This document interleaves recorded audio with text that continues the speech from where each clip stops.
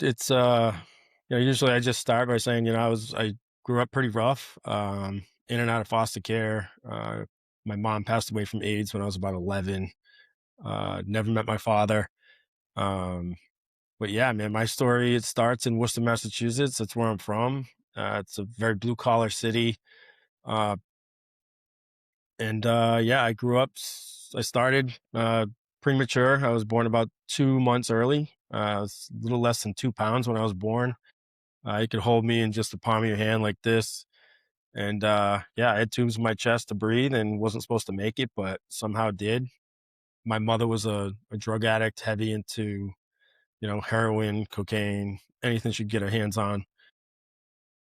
Yeah, that was the start. And I lived with her till I was about 5.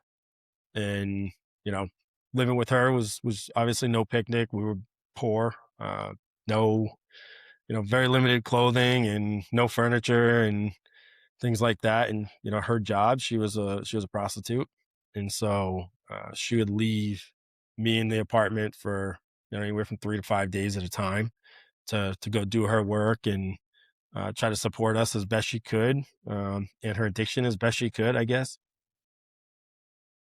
But yeah, that was kind of what growing up with her was like. In addition to physical abuse, and she was very obviously neglectful, leaving me, but putting my hand on the stove and putting cigarettes out on me, and a lot of yelling, a lot of swearing and screaming, and that's kind of what brought me to the next chapter, which was foster care when I was about 5.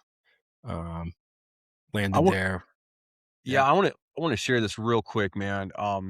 I remember reading this in a book, and I want our listeners to hear this story. So I started reading your book in the car rider line. I have a 7-year-old son who's in second grade, and when you shared the first part of the book, when you would sit in that chair and eat that peanut butter, dude, that was hard to read, man. A father of still kind of a younger child, that was hard to read, man, and I my heart just sank reading that, and I applaud you to have the courage to share that story because that's gotta be weird to just have that out for everybody to be able to read and to hear about it, man. Because I just felt bad for you, dude. That was hard as a father reading that.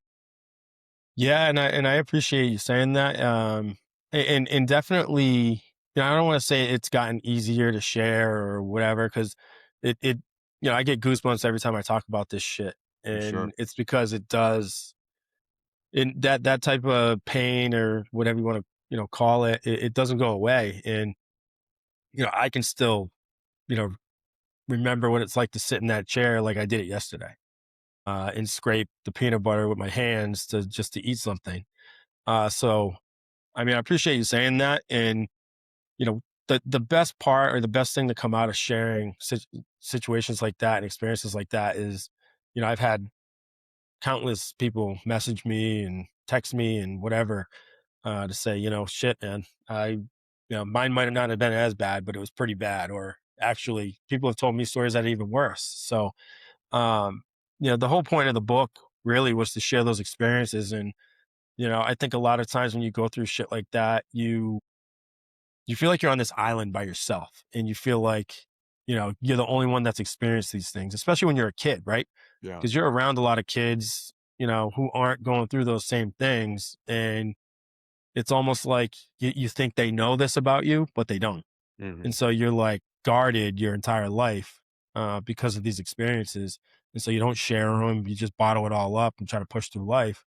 But again, what I've seen in sharing is that, you know, a lot of people have gone through hard things, and, the whole objective here is to let people know that they're not alone.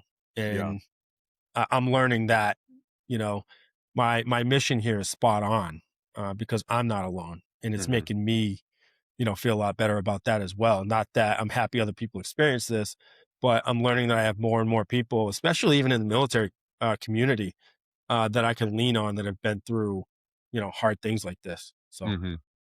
And I think too, though, for coming from a perspective of being a father, a single parent, it makes me really try to just do better, man. Like yeah. to really like not take my kids for granted and to realize like, hey, I need to be more self-aware when he does something where he needs to be punished or where my anger may want to come up. Like, just I don't know how to explain it, man, because let's just be honest, like in the veteran community, podcast, social media, there's a younger audience that watches the shows and they love hearing about the stories and the schools we go through in the military.